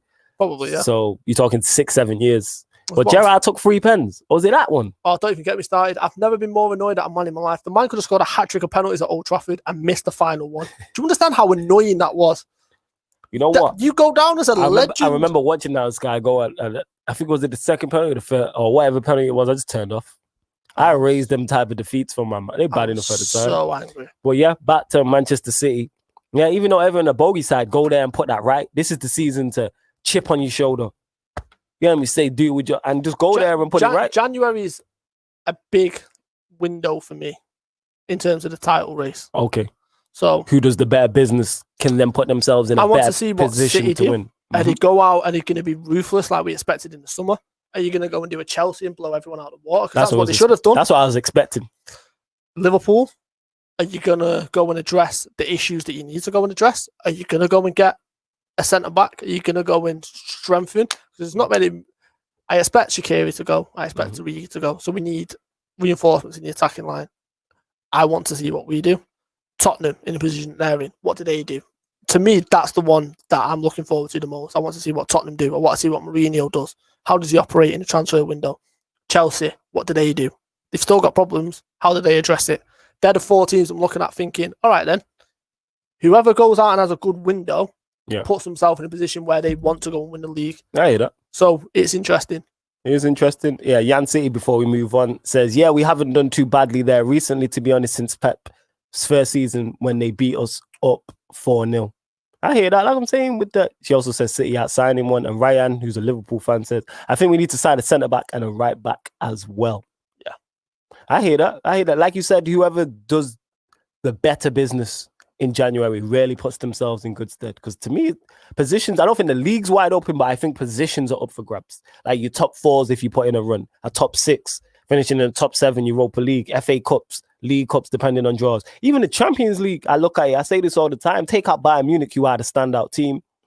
There's no one else, even though I would favour certain teams against Manchester United, there's no one else I fear, who I'm like, if we get, that's tough. See, this is what, if you had Liverpool at the pomp with Van Dijk and everything, we're that team. Yes, definitely. But with the injuries you usually now have, I fear you less. That's what I mean. Even though I still would favour Liverpool, it's not a fair thing. I'm like, United can still get through here. Even with the group United have, when everyone was like, group of death, group of death, group of death. What did I say from day one, though? I said it's not a group of death and United are going to get out of that group. And I said the exact same thing. And I still believe United will get out of that group. And I was one of the only ones that said months in advance that United would get top 4, and I was laughed at.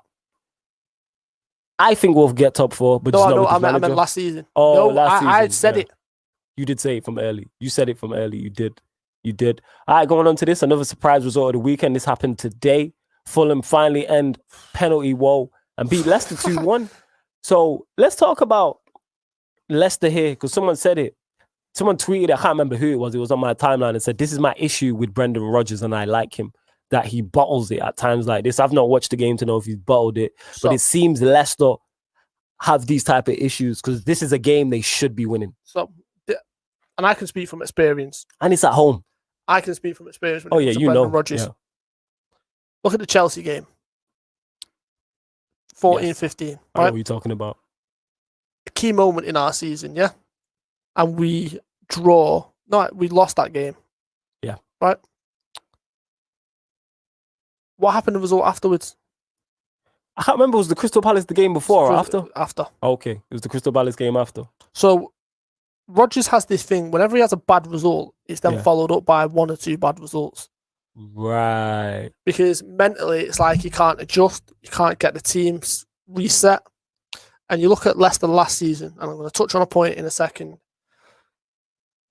Leicester, last season, flying.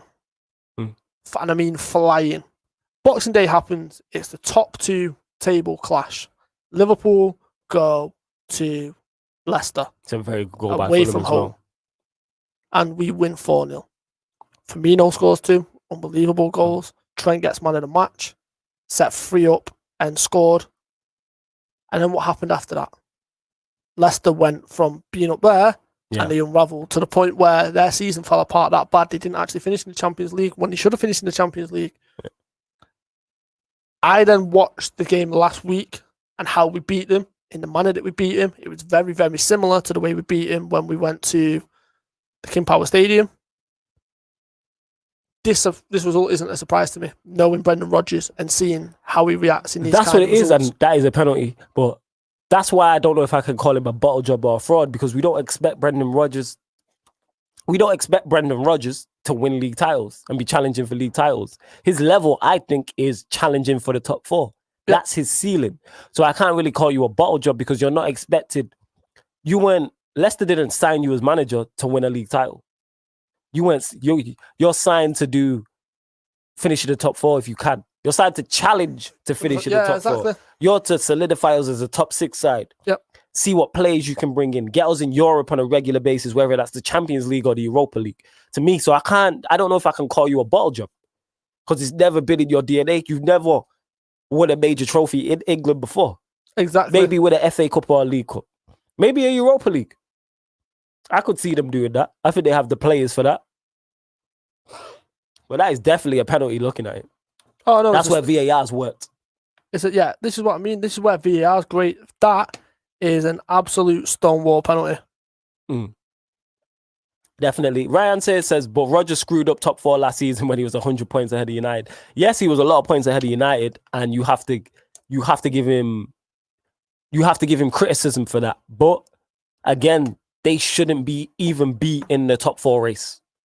Leicester are not. Nobody was like, Leicester have one of the 4 best squads in the country. Best 6, possibly. Best 7, 8, yes, sure. But they should just be challenging. That's why I don't know if I can call him a bottle job, because you are doing what you should be doing or overachieving. So I think bottle job is too strong of a word looking at it. That's just me though. And this result's not a surprise. This isn't major news. No, this is what I knew. This it's was disappointing, but it's not major news. You should be beating Fulham at home. Don't get me wrong. I did. When I say the result wasn't a surprise, I'm talking about the fact that he's, after the loss to Liverpool, that he's lost another game in quick succession. I didn't expect it to be this one. I'll be honest. I expected it to be one of the other ones. By Barnes. Oh yeah, great strike. But he made a real difference when he came on. I was watching the game, and he made a real impact when he came on. And fair play to him. He is one of them players. Unfortunately, he falls into that mold where, is he better coming off at the bench? Is he better starting? But that's because he's young and he's inconsistent, and you get that with young players. You need a run of games. You need to be nurtured. Do you know what I mean? You can't just be thrown into the deep end. You need to be taken out of the firing line at times. So I think Rodgers is doing a phenomenal job managing Harvey Barnes, James Justin, them kind of players, the younger players. And it will come to fruition in 2 or 3 years' time when they finally hit the peak. Now, I get what you're saying. Aiden Andrews is flawless, but they was miles ahead of in the second half of the season. But that second half of the season record was shocking. True, it was shocking, but Leicester finished 5th. If before the season, you would have said Leicester finished 5th, that's a great season for Leicester.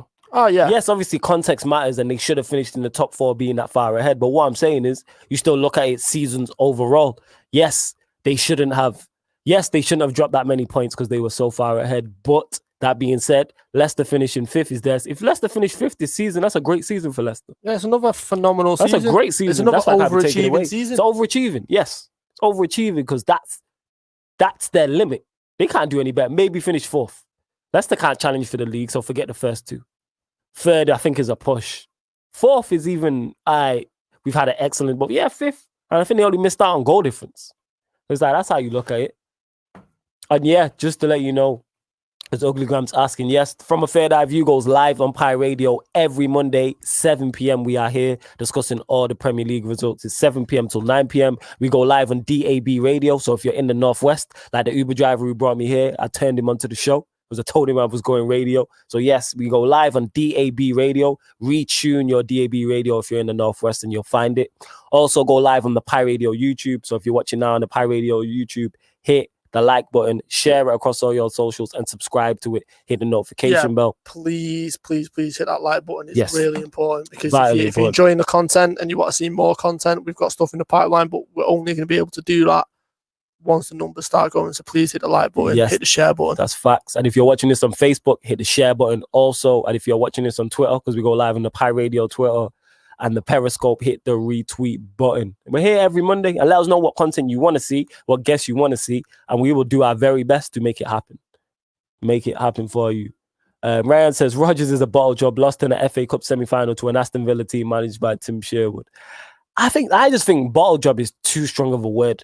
Because I think you only bottle it if the quality is there. And yes, okay, they should have beaten Aston Villa, but I don't look at Brendan Rodgers as you should be winning trophies. You only bottle it if you are in a position which everyone expects you to win it. Yeah, and even though, yes, Ryan, I get your point, they should be beating Villa. It's not the big, like even them losing today is not major news. That's because it's Leicester and it's Brendan Rodgers. If Liverpool lose 2-1 at home to Fulham or City or Manchester United, then there's issues. That's a different conversation. That's a whole different conversation. Or Chelsea or Spurs who are in I'm the position not going to be around for. I won't be here. What if you lose at home at 2-1 to Fulham? I will be avoiding football for the foreseeable future. Yeah, and JV will be back next week on a complete side note, people. He's just busy handling business, but salute to our brother JV each and every time. All right, let's go on to this game. I fell asleep during it because I was tired and I was live streaming and stuff. And I thought, let me watch this because I thought it was going to be a better game than what it was. And we got typical Mourinho in this game from what I seen, because I did see the majority of it. I was drifting in and out of sleep. But according to my timeline, it was a terrible game also. Shout out Carefree Lewis, because I seen the title of his vid and he was like, yeah, typical Mourinho snorefest or something like that. Werner's finish, even though it was offside, was the highlight of the game for me. Oh, yeah, great finish. That was the highlight of the game for me. Is Lampard missing a trick in these big games, though? Yes. All right, let's go into it. Because, right, I've seen Chelsea fans come out with the argument, yeah, but we lost these games last season and we're picking up a point at home. Yeah. Who are the same Chelsea fans that have been going on and on and on about how they're going to win the league? Mm-hmm. You know You could watch football for only 2 or 3 years. You could see Mourinho manage for 4 games.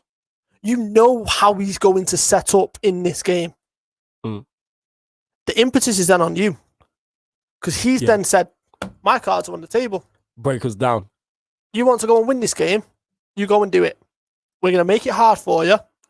You want to go on and win this game, you've got to win it. Chelsea didn't do anything. They didn't do enough. And they have enough attacking quality You've to just do spent something. 200 and 300 million on players. You've got Giroud on the bench. Abraham, after 50 minutes, wasn't working. You bring him off. You put Giroud on. Werner on the left wasn't working. You bring Pulisic on. You go 2 up top. You change the system. You've played 3 at the back before. Match their system. Do something. Yeah. Do something different is what you're saying. At least try and go and win the game. It was non-existent and it was nowhere to be seen in. He's lost to Liverpool. They drew to United when they should have won that game. And if they'd have actually gone for it, they would have won that game. Yeah, if they would have won that game, they would have had a much better chance of winning that game. Yes, 1,000%. This game was just crying out for someone. It was just there. It was it was literally even. No one was great. No one was a real standout. Because no one took the game by the scruff of the neck and thought, you know what, nobody went for it. Yeah, because that's my issue. I look at these games and I agree with what Hasselbank said. He said it after when him and Evra was going back and forth after the United Chelsea game and the 0-0. You look at the results after this. So the Chelsea point at Old Trafford can be an okay point or a very good or great point. Yeah. And they went on a run and won games afterwards. So if you go away to Old Trafford and then your games after that, you win the next 3 or 4, great point. I look at this game as the same. Obviously, you're at home, so there's a little bit more impetus on you to attack. But again, if Chelsea go on another run after this game, it's a great point. Yes, you want to see more, but Lampard is learning. And similar to Brendan Rodgers, no one's expecting you to win the title. I think you need to be in the race with the amount of money you've To be fair, some fans are expecting him to win the title. I think that's crazy. And this is the problem. And there was Giroud actually, bro. And Giroud should have scored there. This is the problem Chelsea have. They've got Leeds next game. Yeah. They've got Everton away. Okay. Followed by Wolves away. Followed by West Ham at home. Followed by Arsenal away on Boxing Day. Followed by Aston Villa on the 28th. Followed by Manchester City on the 2nd of January. And the game after that is Leicester. So you've got 1, 2, 3, 4, 5, 6, 7. Your next 8 games are Leicester. They include City. They include Arsenal. They include Wolves, Everton, and Leeds. They're tough games. We said this before when we was talking about Manchester City. United are in this bracket, as are Chelsea. It seems that everyone, the way the fixtures have been set up, this is now everybody's time to set up their season. How is your season going to go in all these competitions? It seems for everyone now, it's crunch time. For everybody now, it is crunch time, whether it's a manager who might be under pressure, whether it's teams trying to whether it's teams trying to get into the title race or teams in the title race and trying to win the league. It seems it's on for everybody. And it's going to be great to watch. Pressure's on. Let me just... We are sorry, just to cut you off one more thing. We already know December in a normal season, with the games being thick and fast, is vital on picking up points because you got a game one every 3 days for over a 3-4 week period. So now we're going to see even more so. Injuries hitting, managers under pressure, like Klopp snapping at the interview. We're going to see more of that. It's interesting. But let me just tee up a specific game, right? Lampard, Bielsa. There's history. Oh, yeah, I know where you're going with this. Let's go. And there's big history between them two. So let's go. Lampard's first ever spat as a manager and his first ever job as a manager was when he was managing Derby County. And for those that don't know, was supposedly there was a Leeds United employee outside Derby County's training ground with binoculars, looking at the training, looking at what kind of attacking patterns, what kind of formation and shape they were doing in training, etc., etc. Bielsa got fined. Bielsa said, listen, it's not against the rules in where I've managed before in Spain. And Bielsa came out with one of the best things I've ever seen a manager do. Yeah. Oh, you think I'm not prepared? You think I don't know what you do? Okay, then. See this USB? Let's plug this into the monitor. Put it on the projector. See that? There's every team in the Championship. Click on him. There's 15 slides on attacking, on your attacking patterns, your movements, your press results, your stat results, your possession results.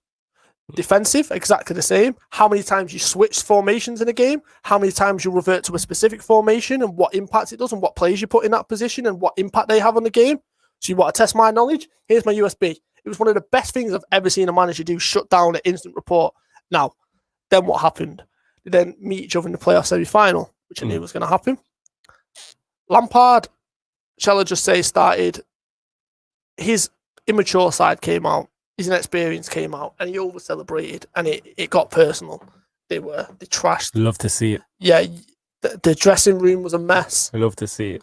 And I have been waiting for this game since Leeds came up. Oh, yeah. I bet you have. Because I know Bielsa does not take this lightly. Now, I am expecting Lampard to have the toughest game of his season so far. Because one, them Leeds players took it personal. Oh, yeah. And Bielsa took it personal. So that just gives you another little... Yeah, man, that extra something. Exactly. So I'm looking forward to this game. And this is what I mean. This next 8 Premier League games for Chelsea is make or break. Are you a real contender? Yes. Or not? We're gonna see, yeah. You're now under the microscope and under immense pressure from all areas, including from a third eye view and the whole of social media. Like, it's interesting. Because all we heard was last season was, well, Lampard's working with youth. Let's wait till he gets his players in. All right, then you spent 300 million. Now's your time to use your squad. This is where your managerial skills get tested. Can you rotate your squad to go get results in that game? If not, it's on you, nobody else. So I'm really interested to see what happens over these next 8 games.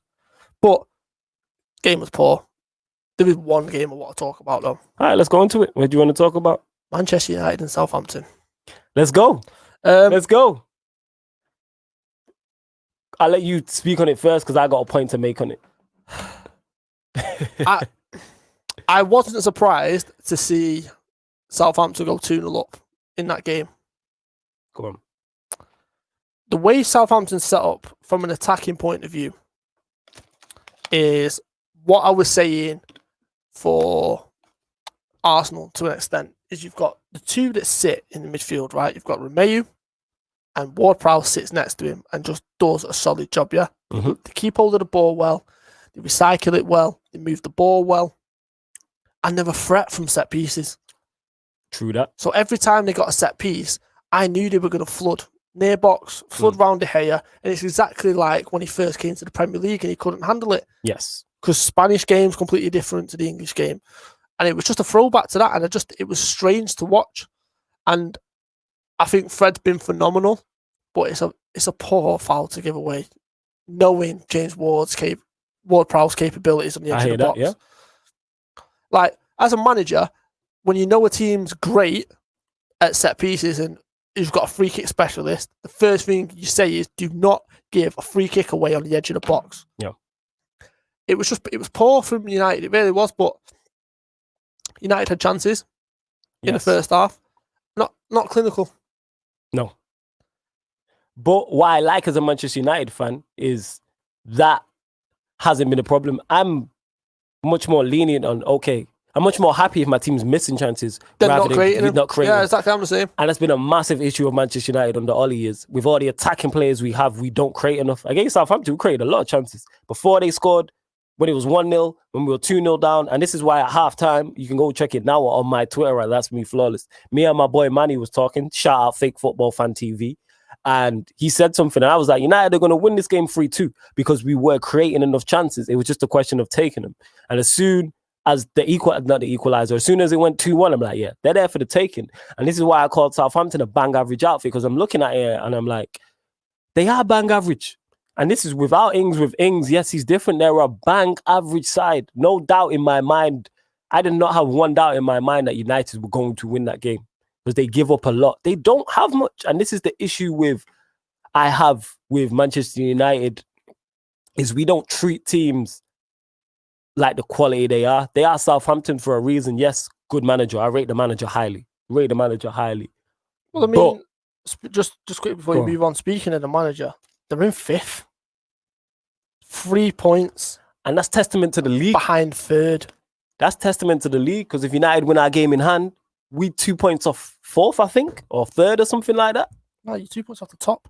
2 points off the top. So you're currently on 16 points. You win, you're on 19 points, which puts you joint third. 2 points off Liverpool and Tottenham. And half, let me just look in the camera, and half the fan base wants the manager out. So imagine what we could do, Manchester United fans, if we had a manager who was a proper operator. If we win our game in hand, we're 3 points off the top of the league.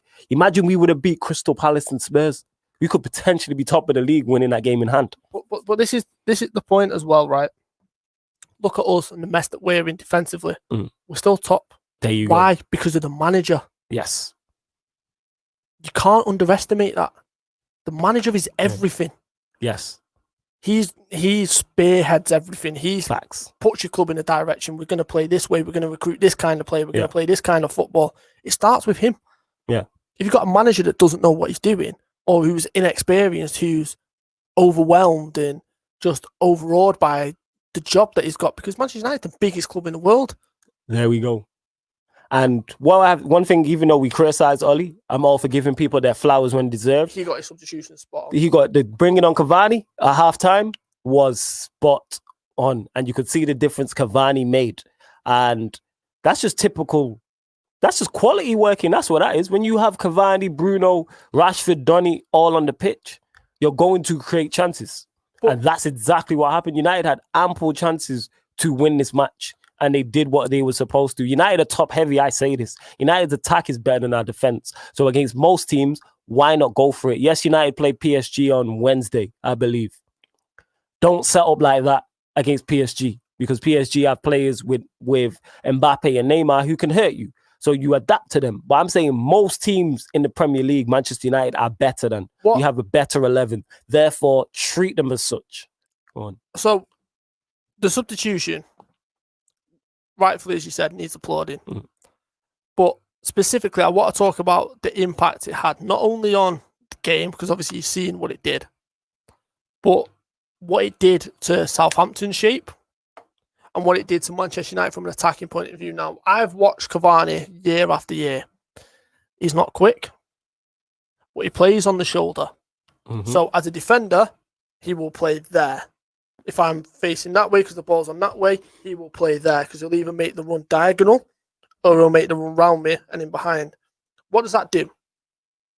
He pulls defenders left and right. There's a certain midfielder didn't have much space in the first half. Although he scored, he did not have much space to operate. He wasn't picking the ball. He didn't look like standard Bruno Fernandes. Then something clicked when Cavani came on, because he's now creating space for him by moving the defenders out, by dragging him out wide where he sets up his goal. That comes from Cavani. Yeah. His movement is that, you said he's not quick, but one thing is he's busy. His movement is A1 inside the box and outside the box. He never lets a defender settle. Yes. And you look at Bruno Fernandes' goal, he drags the defender out from the attacking position, from the edge of the box, out wide, and then that just leaves the space for Bruno Fernandes to run into. Now, it's no surprise that Bruno Fernandes scores a similar type of goal at Everton. That's true. Yeah. You're talking about the header. The Luke Shaw, when Luke Shaw crossed it in. Striker moves out of the space. Yeah. Fernandes then goes into the space. It's exactly what Frank Lampard used to do when Drogba used to do it. Yes. It's exactly what Gerrard used to do when Torres used to do it. I mean, just look. Look where Cavani is. Yeah, I get what you're saying. And look where Fernandes is. Yes, because Cavani has vacated that space. It's a good cross as well, actually. It's a good cross. But I've said this, strikers are normally one of the best crosses at the ball, because you put it in an area exactly where you would want it. They know exactly where you want to put the ball. Yeah, I get exactly what you're saying. I know exactly what you're saying. Thoroughly. That's a quality header. That took a deflection. I said that when Cavani scored that equalizer. That's a quality header, because that took a deflection from Bruno's shot. So to adjust your body like that, ridiculously good to do that. Ridiculous. Look at this. And that's not an easy header to make. It's not even that, though. Is you can't underestimate the pace that's going at. Yes, as well, also. And that's another one. That's not an easy header. Great finish, but that's not an easy header. But that's just typical. That's just sheer quality. That's what that is. So, we need to address an elephant in the room. I think I know where you're going, but if not, we'll go there after your elephant. So, phenomenal game, man of the match performance, and then you wake up to controversy of someone's basically congratulated him, and he's responded with a certain term, which in Uruguay, Suarez said it, Cavani said it, it's a term of endearment. Now, I'm going to come on to Suarez thing in a minute because Liverpool fans need to pipe down and they need really resetting for what they're trying to push this agenda, because it ain't that. Is he's responded with a certain word which unfortunately looks like it's going to get him banned. Yeah. Now, the length of that ban, we don't know. It could be a 1-game ban. It could be as extreme as a 3-game ban, right? Let me just make this point perfectly clear. The context in which Cavani used it is a term of endearment. Yeah. That's not up for debate. Liverpool fans, I'm talking to you. Please, please, please do not push this agenda that Suarez said it in a similar kind of manner, because he didn't. The way Suarez did it is inexcusable. Do not make excuses for this man. We embarrassed ourselves in 2012 when we wore them t-shirts. Let's not do it again. Chris Kirkland said that on the show. Let's not do this again. Please. We just about managed to get our reputation back for that incident with certain fans, and I understand it. It was shocking. It never should have happened. Do not compare Suarez and Cavani. Regardless whether they're best mates, regardless whether they grew up in the same city, regardless whether it is a term of endearment, the way Suarez used it is completely different than the way Cavani used it. And it's inexcusable. Do not start telling people how they and why they should be offended by certain things that get said. Let's not do that. Here's my issue. What are clubs doing when you get a foreign player in? Are they doing enough? That's in terms of teaching. Yeah, because here's the thing. I spoke about this on United Central. Shout out Saeed. He just had the 100th Straight Jacket podcast. So shout out Saeed. Salute to him. Make sure you subscribe to United Central. Make sure also you subscribe, man. On the Cavani, because I've not seen it first and foremost. So I've not seen the actual post and what got said. 2, I know it's in Spanish, so I don't fully understand what's being said in Spanish. But I say this all the time when it comes to social media and things like that. So gracias means thank you. Am I correct in saying that? What is the word after that? Yeah, obviously it's the word that's after that. So even though it's a term of endearment, I would say looking at that is more careless on his part. And this is definite. Social media is not the place for these conversations. This platform we're now currently on is the place for these conversations. Some people need to be educated, and not educated like they're stupid, just educated in terms of the fact they don't know. They're unawares. That's what it is. Because Suarez's whole excuse was it's not a racist term in Uruguay. That's fine. Well, you're not in Uruguay is the problem. You're in England. Yes. So Bossman, shout out Bossman Birdie made this point. He was like, if I go to Uruguay, I'd say he's like, oh, this is sick. He's like, if sick is something different in Uruguay, he's like, I can't use that word out there. But that's all about education. Exactly. So when just you're and just knowing, and I'm not defending Cavani here because I don't know the full thing. What I'm saying is he will be checked and rightfully so. I presume he'll get banned or fined.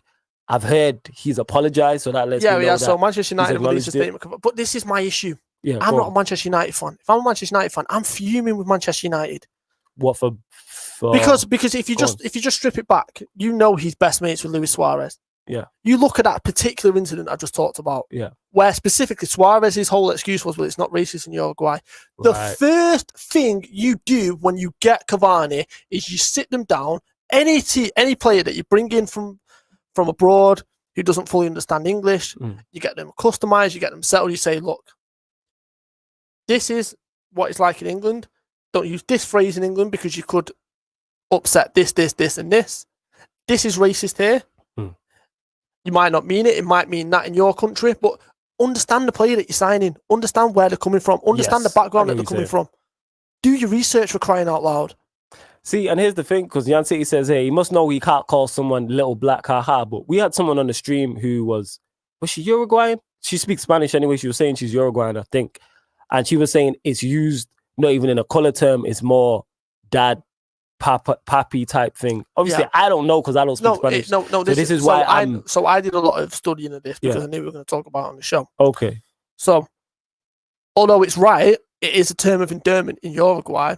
The issue is the actual Spanish word, because they speak Spanish there, is where that initially originated from, which is the slave ships. Yeah, okay, right.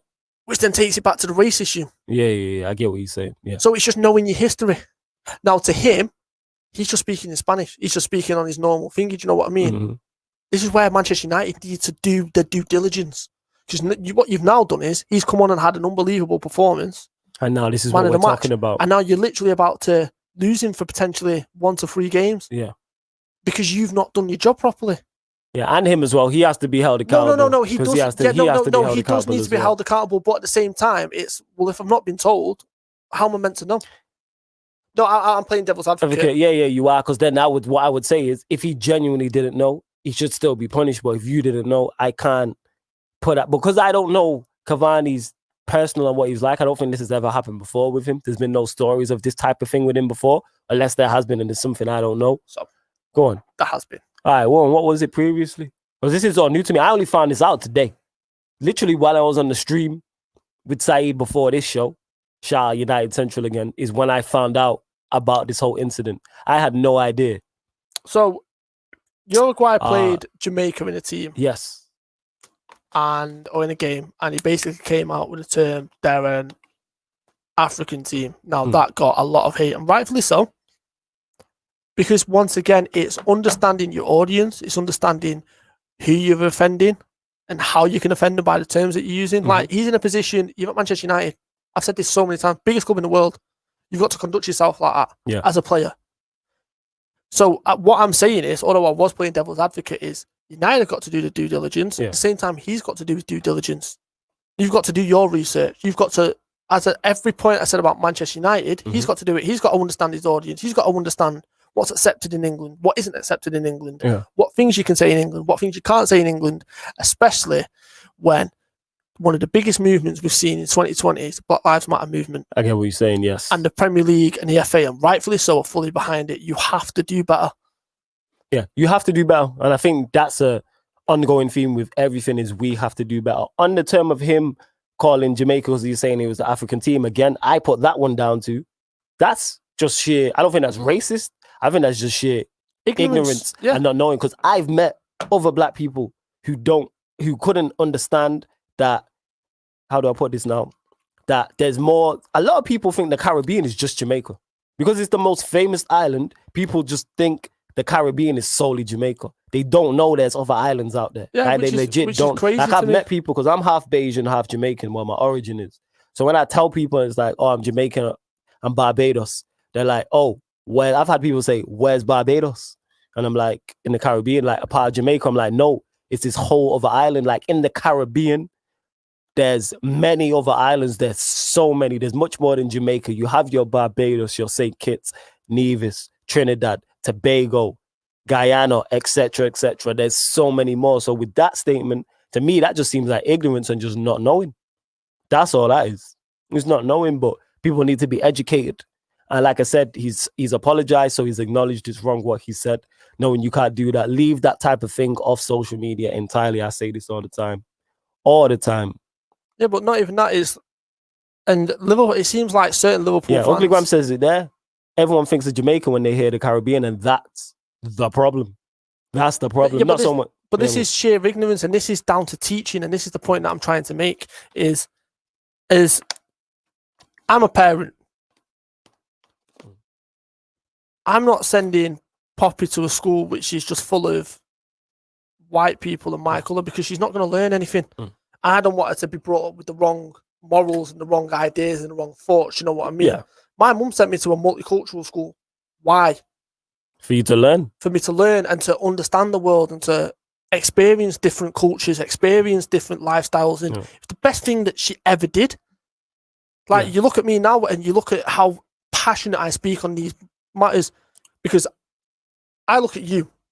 Different skin colours, but you're family, and you will always be family. Yeah, we family regardless. Same with Tox, same with Aaron, same with Saeed, same with Nuruddin. Do you know what I mean? Same with Miles. Like, it goes deeper than just skin colour. We're human beings.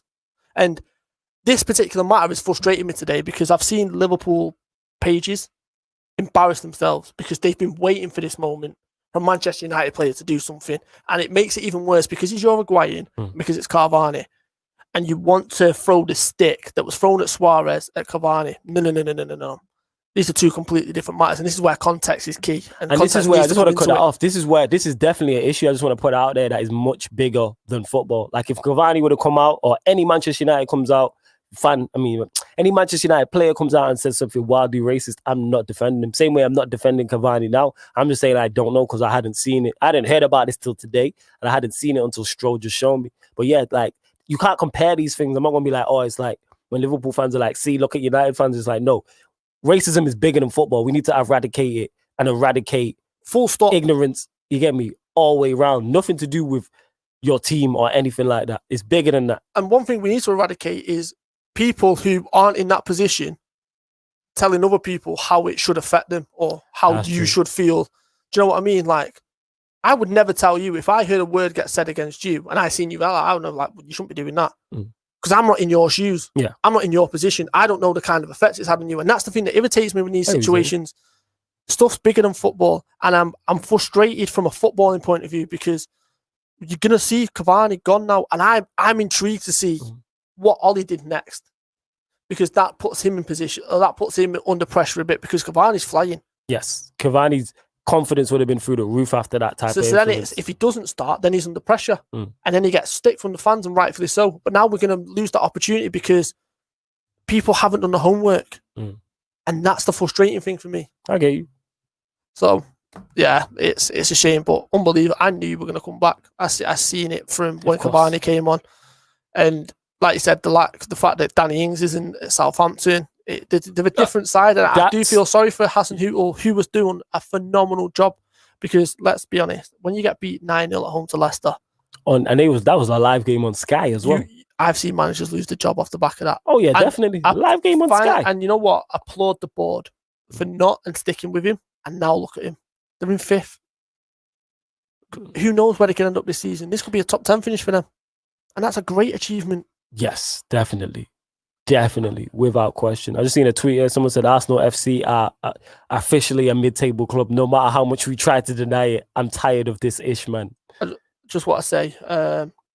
So the West Ham Villa game is 1-1, and Jack Grealish scored an absolute screamer. My like Lord Grealish, as Rance calls him. That's what my Don Rance calls him, a Lord Grealish. So other results from the weekend.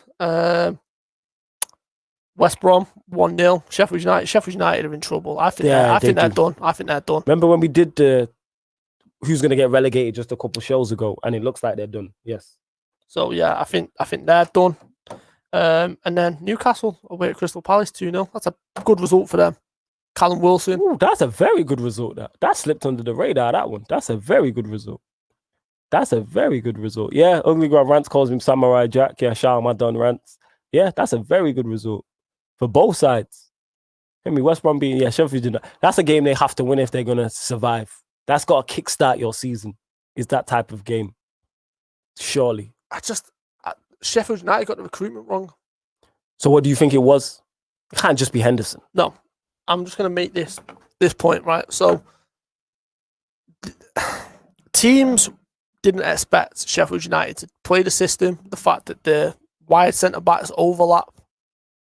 So it took a lot of teams by surprise, right? Yeah. Which then meant they were able to pick up results, positive results at that. Once you play the season, and every single team's got an analyst team who will analyse your game, but will also analyse the opposing team going into the game. I've not seen Wilder change his formation much. So that's what you're saying. It needs to be a bit more and then not just adaptable. That, and not just that, it's fine because a lot of people used to throw that at Klopp, but there's a reason why Klopp, like our first system, is unplayable at times because he recruits the personnel like Jota. Jota's the prime example. Yeah, I love this kid, but Ryan Brewster was the wrong signing for Sheffield United. Okay. He is not ready for a Premier League relegation battle at this age and at this point in his career. He was on loan at Swansea, phenomenal, scored goals for fun. But it's a different kind of pressure when you're a team fighting for relegation. Every chance you have is put under the microscope. Ooh, that's a bad miss. That is a bad miss. Now, if I was Sheffield United, that's a bad miss. I'd go and knock on the door of a certain Rangers. And I'd say is Jermaine Defoe available? Ooh, interesting. Yeah, Jermaine Defoe, they probably stay up with the amount of goals he scores. Because he's clinical. Yes. And one thing they do is create chances, as we can see here. I would then, also, if I was Sheffield United, I'd go, well, who got relegated last season? Who made an impact? Is Timo Pukki available? You go Pukki. Yes. Even though yeah, because they will create more chances than Norwich. That's true. So and he will score your goals. I like. Yeah, Jan says I love Defoe. I'll go with the Defoe one. And he's Premier League proven, but there's 2 players there straight away that will score your goals. Now, I love Brewster. This kid is an unbelievable talent, but he's in the wrong team. Yeah, at the playing wrong time. in the wrong system at the wrong time, and I just don't like it.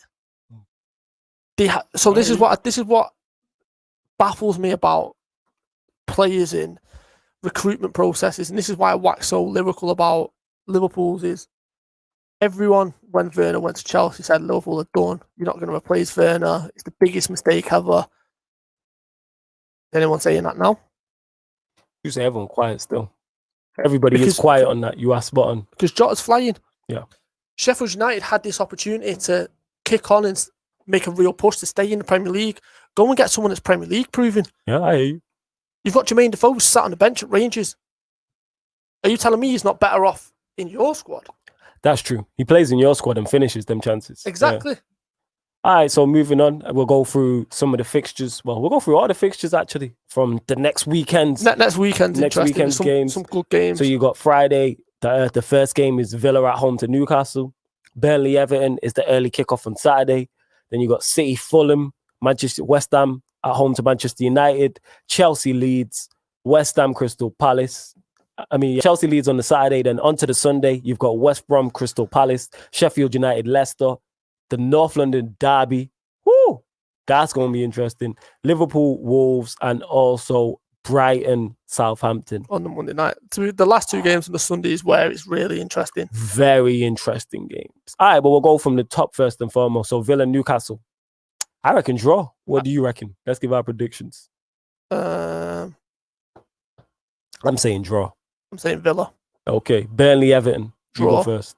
I'm saying Everton pick up points there. I'm going just because Everton it's away at Burnley. All right, fair enough. I'm saying Everton win there. City Fulham. City. Fulham. No, I'm joking. I'm expecting 7 or 8.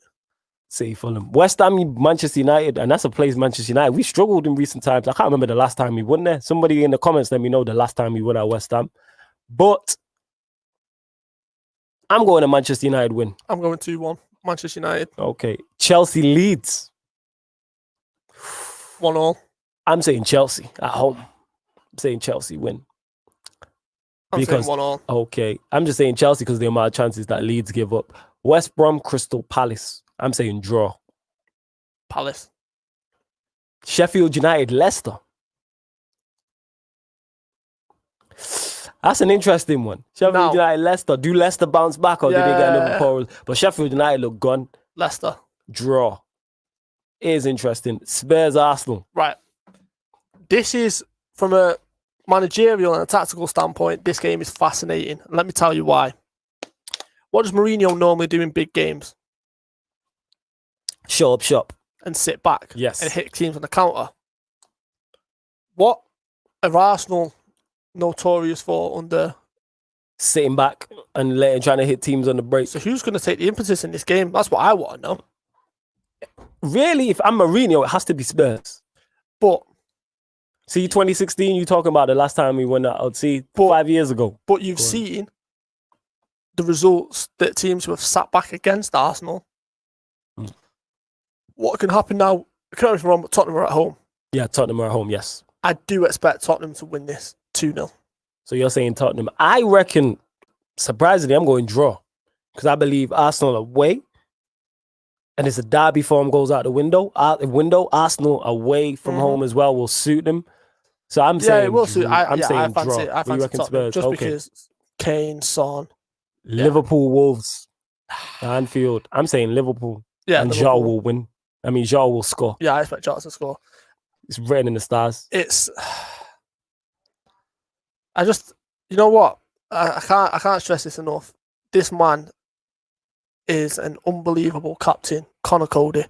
I don't know if you've seen it, but the interview after the game was... I didn't see his interview after the game. Exemplary. No. It was unbelievable. Man said it was exemplary, you know. Because we've seen captains in that situation, right? And I've got a soft spot for him because he came through the academy. I'd love to have him back. He's a great defender, and I'm glad to see the success that he's had at Wolves. But do you understand how difficult it is to see a teammate of yours go down in that situation? He was down for 10, 15 minutes. Yeah, facts. Now I hear that. And to not only have the level of concentration to carry on, but win the game and then talk about it afterwards in the way that he did, hats off to him. And yeah, I expect them to...